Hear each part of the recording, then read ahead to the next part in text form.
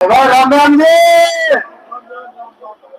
स्वर्गीय चौधरी चौर सिंह, स्वर्गीय चौधरी अजीत सिंह, जय चौधरी, जय चौधरी। आज इस समागम समारोह के मुख्य अतिथि केंद्र में कौशल विकास मंत्री आदरणीय जयंत चौधरी जी, राष्ट्रीय लोकदल के क्षेत्रीय अध्यक्ष आदरणीय योगेंद्र चंदेड़ी जी, राष्ट्रीय लोकदल के विधायक थाना मोहन से विधायक आदरणीय अशरफ अली जी,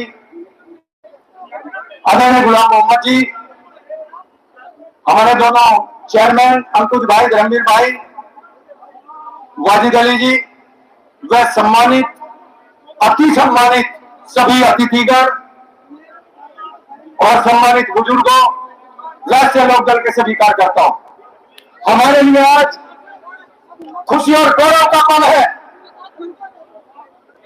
आज हमारा दिल गदगद कर रहा है, क्योंकि जो सपने हम लोगों ने देखे थे कि एक दिन हम भी सरकार का हिस्सा बनेंगे और उसमें आदरणीय चौधरी जयंत सिंह जी एक अच्छे मंत्रालय में होंगे, आज वो सौगात आप सब लोगों के आशीर्वाद से, बड़ों के आशीर्वाद से आदरणीय चौधरी जयंत सिंह जी को मिली है। और जिसकी आवश्यकता होती है, आवश्यकता है कि हमारे जिले में एक ऐसा कार्यालय भी होना चाहिए जहां हम बैठ कर मीटिंग कर सकें। आज इस कार्यालय का भी उद्घाटन आदरणीय चौधरी जयंत सिंह जी के द्वारा हुआ है। हमें बड़ी खुशी है, हमें बड़ी खुशी है कि आज हमें दोनों सौगात मिली है। साथियों, बुजुर्गों, आदरणीय चौधरी जयंत सिंह जी ऐसे सांसद हैं जिन्होंने अपनी निधि खेल और युवाओं के लिए योगदान करने का कार्य किया है। हमारे जिले में भी मैं बार बार अपने मंत्री जी का, आदरणीय चौधरी जयंत सिंह जी का धन्यवाद करता हूं।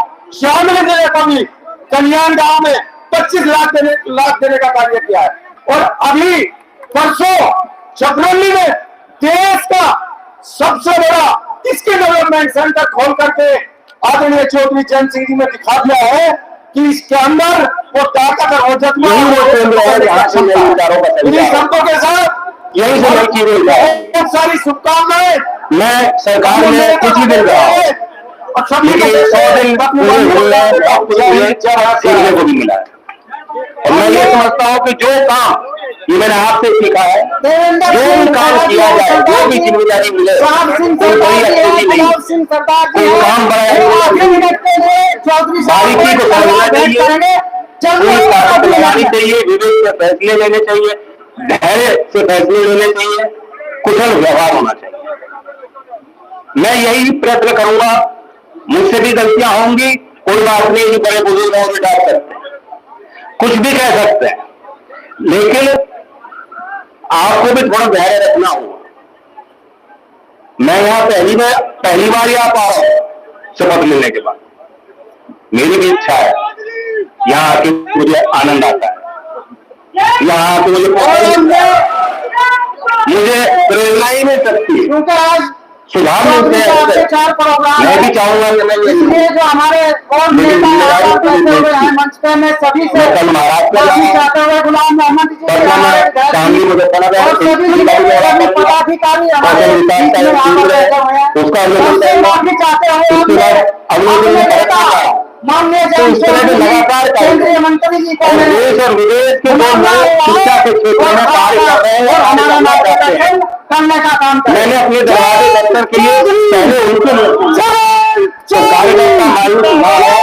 चौधरी हमारे कार्यकर्ता ही हमारे मेहनत करते ही है। आपको तो और लोग समझाने पड़ेंगे, थोड़ा मेरा भार अपने कंधों पे लेना पड़ेगा से भी अपील है। और मेरे आपके बीच में कभी कोई दूरी आप महसूस मत करना, जो कुछ भी हो आपसे ही तो हो।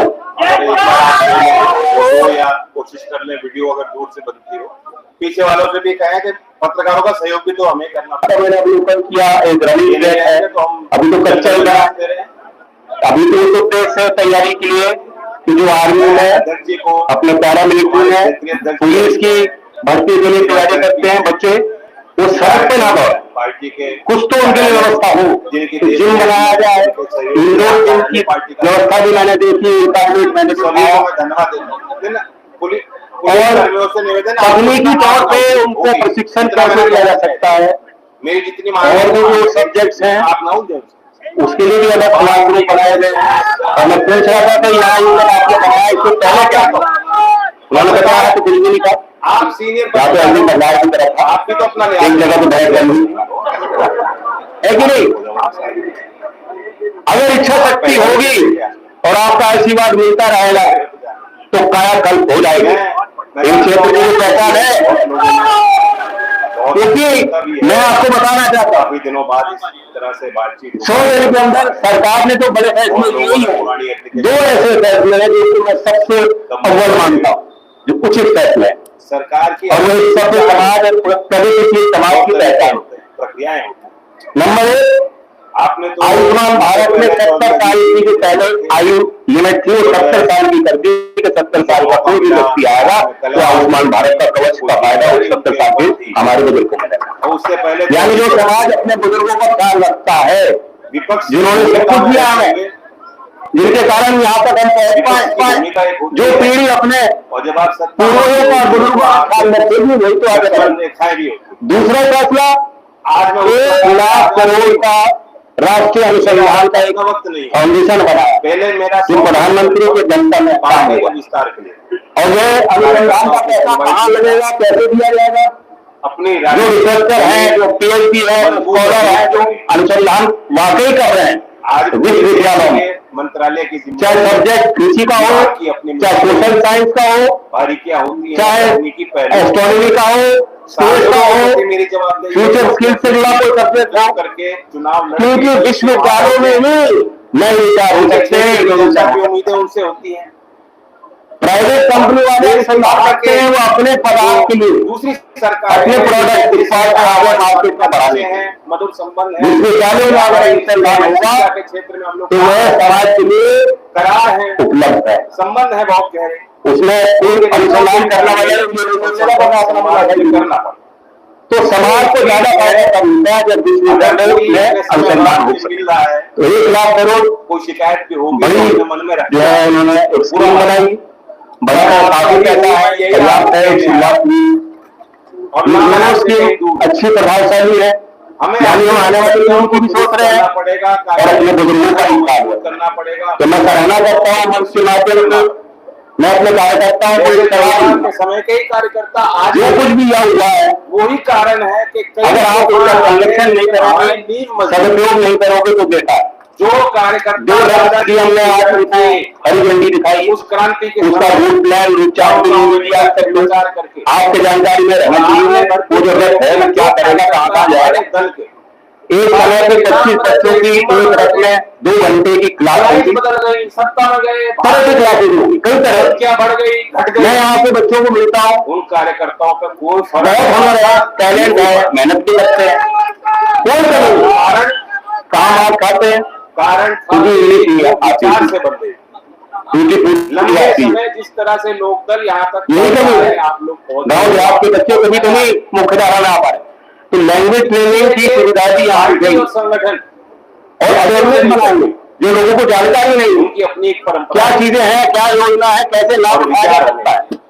चौधरी चरण सिंह के विचार हमारे बुजुर्ग लोग तो जानते ही हैं। नए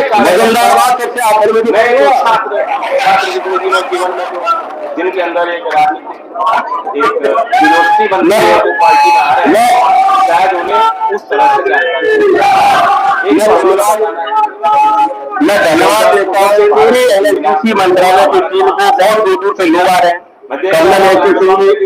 यहाँ पे शिक्षण भी देंगे। मैं उनसे मुलाकात की, बहुत लंबे चौड़े हैं, मैंने उनसे पूछा कहाँ से हो, उन्होंने कहा आगरा दिल्ली। मैंने कहा दिल्ली से हो, देख के तो ऐसा लग रहा है चेयर स्थापित हो, तो उन्होंने बताया उनके पिताजी यहीं पढ़ाते। चौधरी चरण सिंह के जो खुशी हुई है भी संस्था से उनको वापस मौका मिला, वही प्यार आप उनको देंगे, मैं सम्मान आप उनका करेंगे जो हमारे गुरु है, जो शिक्षक है, दूसरे क्षेत्रों से आ रहे हैं यहाँ, बच्चों को कुछ खेल गई इस कार्य तो उनका सम्मान सरकार भी हो, उनका ख्याल भी आप रखें, इस सुविधा का सदुपयोग करें। और एक योजना भी ऐसी है जो मेरे मंत्रालय के द्वारा संचालित है, प्रधानमंत्री विश्वकर्मा योजना। में जमीन मिल कल महाराष्ट्र में उसका 1 साल पूरा होगा, एक पर्व के तौर पर मनाया जाएगा। प्रधानमंत्री जी के साथ मैं जाऊंगा वहां। ये योजना किन लोगों के लिए बनाई गई? 18 ऐसे चिन्हित किए गए काम व्यापार जो पुराने हैं, उन बच्चों की है, पीढ़ी दर पीढ़ी वही काम करते आए गाँव में। तो ऐसे सुनार का, अगली पीढ़ियों सुनार का, कोई मूर्ति बनाता है, कोई नाव बनाता है, के संस्कारों को कोई माला बनाता है, कोई खिलौने बनाता है, जो हाथ से करने वाले काम है। जहाँ तक लोकदल की हर गाँव में मिल जाएंगे, नहीं लोकदल की शैली हर गाँव में वो लोग मिल जाएंगे। उन्होंने कुछ सिखाने की जरूरत नहीं, वो अपना काम जानते हैं। लेकिन 6 दिन का एक ट्रेनिंग का कोर्स कार्यक्रम उनके लिए बनाया गया। पहले छपरौली में था, उनको उसमें जो खर्चा होगा वो दिया जाता है। उसके बाद 3 लाख रुपए का लोन भी मिल सकता है भर्ती के लिए जितने बच्चे हैं। लेकिन जब मैं देख रहा था कि 500 से कितने लोगों ने लाभ उठाया, कितने लोगों ने पंजीकरण किया, उनकी मुझे लगता है कि पूरे उत्तर प्रदेश में सबसे कम यही हुए। शैक्षिक तौर पर अपने आप मुझे दुख हुआ जानकर के। पंजीकरण अभी भी चालू है। 3 साल की योजना है, 13,000 करोड़ की लागत से योजना बनाई गई। मैं चाहता हूं कि हमारे कार्यकर्ता इस योजना को पूरी तरीके से समझें। जिन समाज और जिन समाजों के लिए जिन लोगों के लिए बनाया गया है, जो लाभार्थी होने चाहिए, उन तक ये बात पहुंचाएं, वो अपना पंजीकरण कराएं, जो भी कागज दस्तावेज उनको दे रहे हैं, जो प्रक्रिया उनको फॉलो करनी करें और इस योजना का लाभ लें। बागपत के लोगों को मेरा सुझाव, और बाकी सब गुनाह के बाद तो निर्माण कर सके कि गांव देहात के बच्चे और शहर में पढ़ रहे बच्चे मैं आपकी बात सुनने भी आ रहा हूं अवसर और बराबर और थोड़ी बहुत आपने ताकत दे दी कि शायद मेरी बातें कुछ मानी भी है। आप चिंता मत कीजिए, चुनाव के पहले जैसे मैं था, गन्ने के मुद्दे पे जो मैं बोलता था, मेरी भाषा कहीं बदली नहीं है, बदलेगी नहीं। लोकदल किसानों की पार्टी है, मेरी पार्टी का भी ये ठीक है। मुझे तकनीकी विषय कहते हैं, शिक्षा का विषय नौजवानों से जुड़ा हुआ पड़ेगी, मना ना करो देश के। मैं तो पार्टी बात कर रहा हूँ, बहुत ही देखो कुछ सीमा है कि मैं क्या बोल सकता हूँ क्या नहीं बोल सकता। मेरा बस चले तो लेकिन आप समझ रहे हैं, जो भी मुझे मौका मिलेगा मैं आपके लिए ही कहूँगा। अगर आपके जेब में 4 रुपए फालतू आ गए तो खर्ची तो होंगे, बचत तो कर नहीं सकता। कहाँ खर्च होंगे? यही परचून की दुकान पर खर्च होंगे, बच्चों की शिक्षा में खर्च होंगे, व्यवस्था कैसे बने, कहीं कपड़े ले लोगे, कहीं सर्दी आए तो और कहाँ खर्च करेंगे? फायदा किसको है? नियम फायदा भारत के और यहाँ कस्बे के व्यापारियों को फायदा है, मजदूरों को फायदा है। उनके घर के लिए किसान तो कर ही रहा है, अपने दल के लिए भी किसान की तो कमाई है। सरकारी व्यवस्था ये फायदा नहीं है किसान का, इसमें कितना ही दे वो तो आपकी कमाई है, जो आप समय लगाते हो, मेहनत करते हो, चोर खाते हो, कम देते हो, ये आपकी कमाई। इसमें सरकार भी आपसे ही है।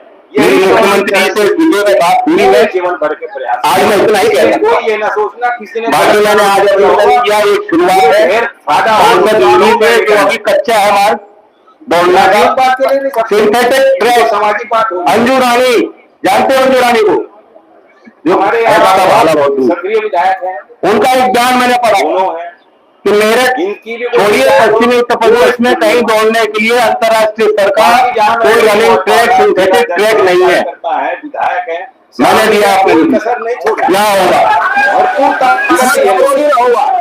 मैं फिर धन्यवाद। और उस स्तर का होगा कि आप स्टेट लेवल की चैंपियनशिप भी इसका करा पाओ। जगह कम थी, जमीन छोटी थी, यहाँ के लोग जानते हैं, संस्था से जुड़े हुए लोग जानते हैं। जब वो नापने आए तो कुछ उसमें समस्या हुई, कुछ अवरोधक आए, अब वो हट चुके हैं। बहुत जल्दी इस पे काम चालू। तो एक तो मैं अपने वर्कर को कहना चाहता हूं कि जो सरकारी व्यवस्था में जब कोई योजना बनती है, वो योजना को समझें, कोशिश करें कि जो उस योजना में जो पात्रदार, जो लाभार्थी हैं हमारे क्षेत्र में रहने वाले, उनको बताएं और वो लोग उस योजना का लाभ उठा सकें।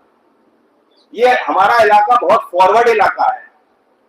यहाँ मैं देख रहा हूँ हाईवे का जाल बन रहा है, सड़कें बन रही हैं, वैसे भी यहाँ खेती अच्छी है, तो जिन पे अच्छी जमीनें हैं उनकी तो मौज हुई हुई। और जो जो छोटे काश्तकार हैं, जो भूमिहीन हैं, बात उनकी है।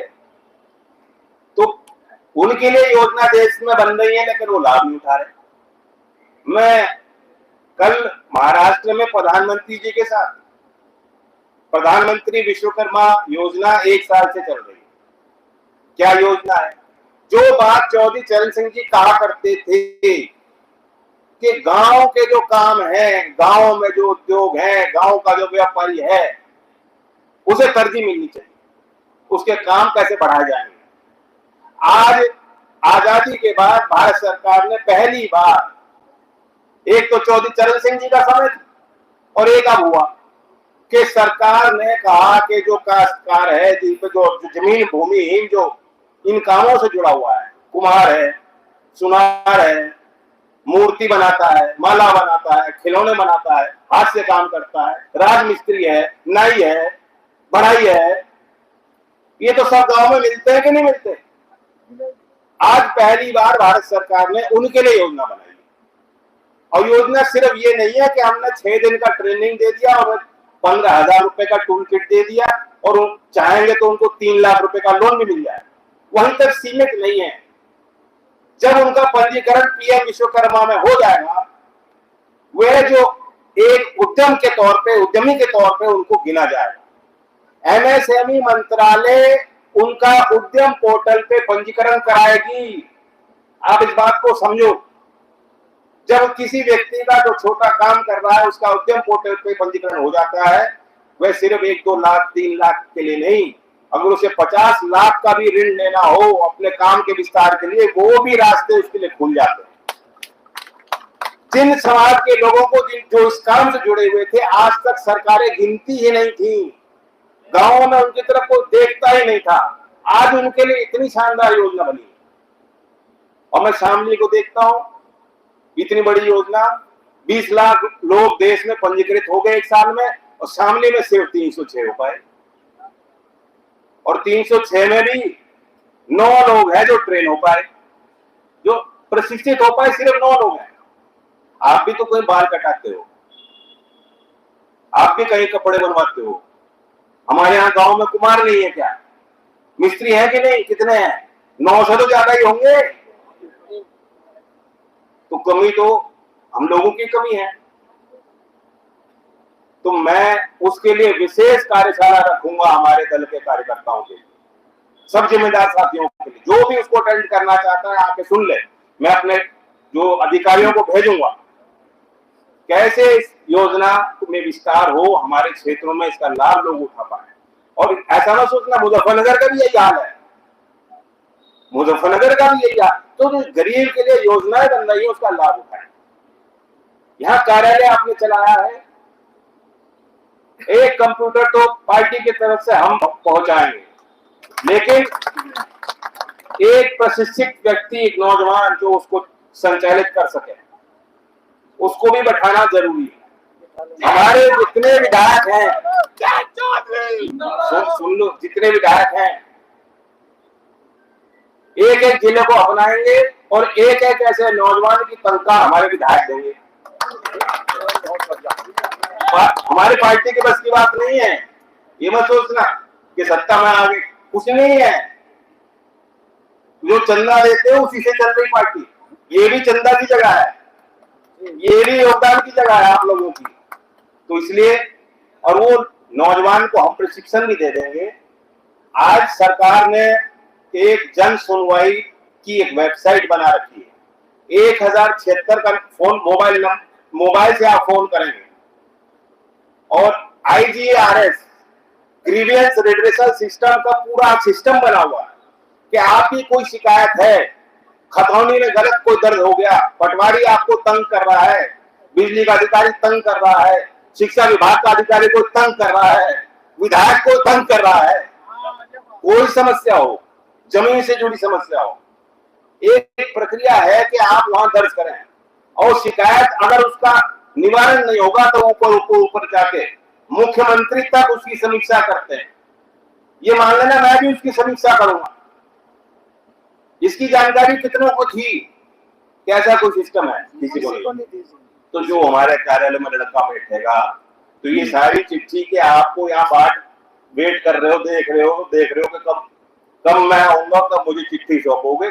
आधा काम तो यूं ही हो जाएगा कि अगर हमारे जिलाध्यक्ष यहाँ कार्यालय में बैठे हैं, ड्यूटी लगाए तो फलाना समय फलाना विधायक, फलाना जिला पंचायत सदस्य, फलाना प्रमुख, फलाना हमारा कार्यकर्ता बैठेगा और लोगों की सुनवाई। इस व्यवस्था को बनाने के लिए आप सब सहयोग करोगे, नहीं करोगे? तो दो बात है, प्रधानमंत्री विश्वकर्मा योजना को आप समझे, सरकारी व्यवस्था से बेहतर रूप से आप जुड़े। हम लोग सरकार में हैं, विपक्ष की तरह टाल नहीं कर सकते आप। क्या आप कहीं गांव में जाओ, आपको शिकायत को दे, आपको नहीं हमारे बस में नहीं, ऐसा नहीं है। जैसा मुझे कह रहे गन्ने का भाव, बिजली तंग कर रखे, मैं भी तो टाल नहीं कर सकता ना। तो मैं तो कह रहा हूं कि जो चुनाव के पहले जो मैंने बात कही थी, आज भी उस बात पे कोई टाल नहीं है। मैं इतना ही कह सकता हूं, मेरी सीमाएं हैं। सरकार में हम लोग शामिल हैं और सरकार में रहते हुए मेरी नजर हमेशा अपने क्षेत्र आप लोगों पे ही रहेगी। यहाँ अकलियत के लोग हैं, यहाँ गरीब लोग हैं, यहाँ नौजवान हैं, यहाँ बुजुर्ग हैं, सब समुदाय धर्म के लोग हैं। ये लोकदल है, यही गुलदस्ता लोकदल है। इस क्षेत्र में हमेशा शांति बनी रहे, भाईचारा बना रहे, जातिगत शोषण समाप्त हो, किसानों की कमाई, किसान के परिवारों को बेहतर शिक्षा मिले, दुनिया में वो भागदौड़ में शामिल हो, प्रतिस्पर्धा में अव्वल दर्जे पे पहुंचे।